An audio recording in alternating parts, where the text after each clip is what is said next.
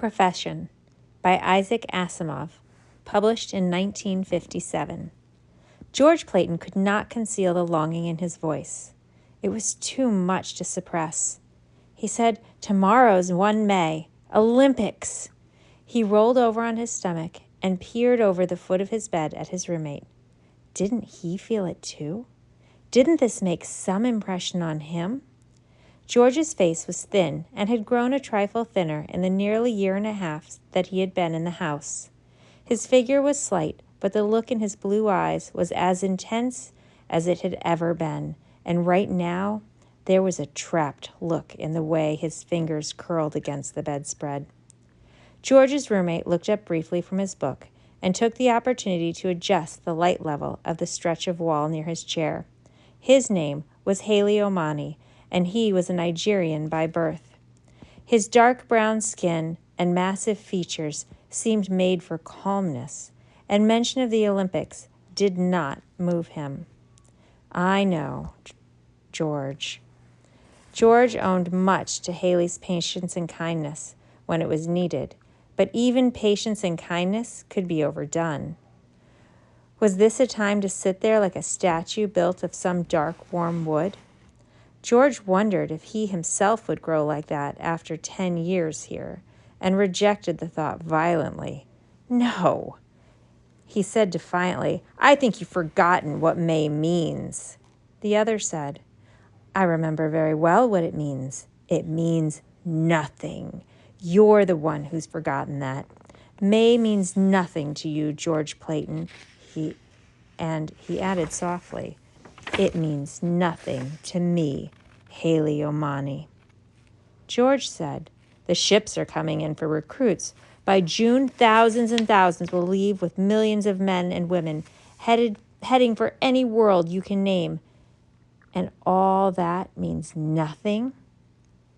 Less than nothing. What do you want me to do about it anyway?" Omani ran his fingers along the difficult passage in the book he was reading, and his lips moved soundlessly. George watched him. Damn it, he thought. Yell. Scream. You can do that much. Kick at me. Do anything. It was only that he wanted not to be so alone in his anger. He wanted not to be the only one filled with resentment, not to be the only one dying a slow death.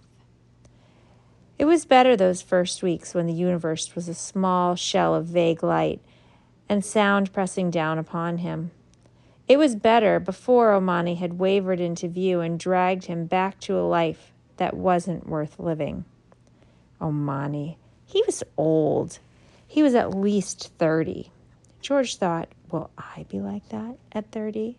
Will I be like that in 12 years? And because he was afraid he might be, he yelled at Omani, "Will you stop reading that fool book?"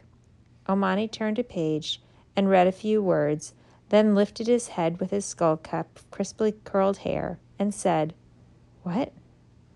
What good does it do you to read the book?"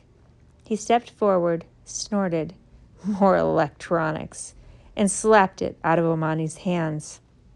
Omani got up slowly and picked up the book. He smoothed a crumpled page without visible rancor. "Call it the satisfaction of curiosity," he said. "I understand a little of it today, perhaps a little more tomorrow. That's a victory in a way." A victory? What kind of victory? Is that what satisfies you in life? To get to know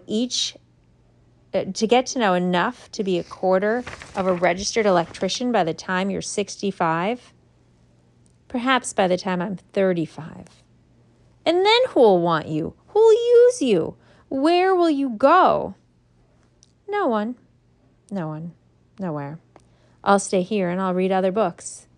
And that satisfies you? Tell me. You've dragged me to class. You've got me to reading and memorizing too. For what? There's nothing in it that satisfies me. What good will it do you to deny yourself satisfaction?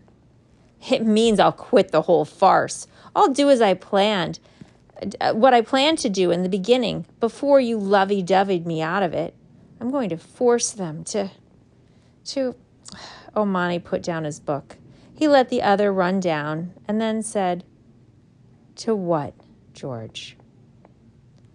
"To correct a miscarriage of justice, a frame-up. I'll get that Antonelli and force him to admit that he... Omani shook his head. "Everyone who comes here insists it's a mistake. I thought you'd pass that stage." "Don't call it a stage," said George violently. "In my case, it's a fact. I've told you." "You've told me. But in your heart, you know that no one made any mistake as far as you were concerned. Because no one will admit it. You think any of them would admit a mistake unless they were forced to? Well, I'll force them." It was May that was doing this to George. It was Olympics month. He felt it bring the old wildness back, and he couldn't stop it. He didn't want to stop it. He had been in danger of forgetting.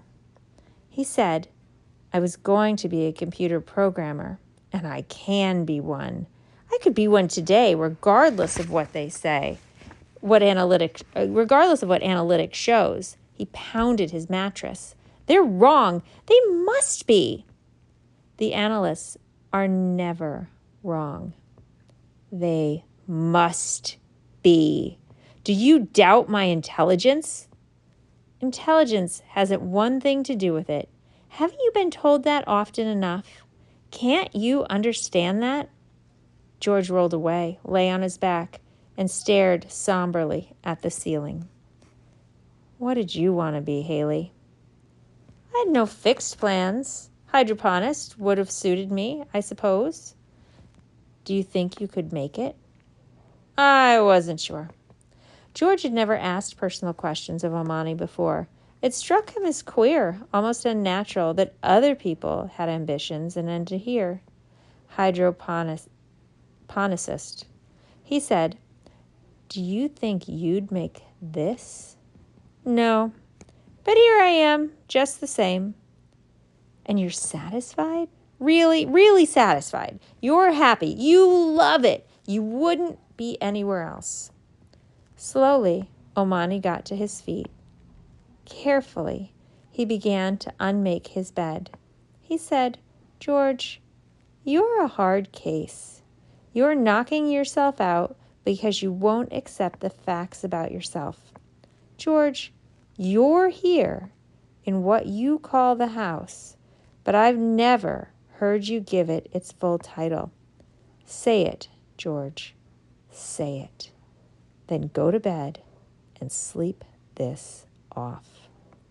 George gritted his teeth and showed them. He choked out, "No." "Then I will," said Omani.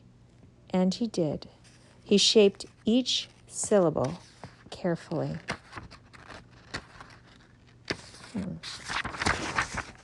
George was bitterly ashamed at the sound of it. He turned his head away.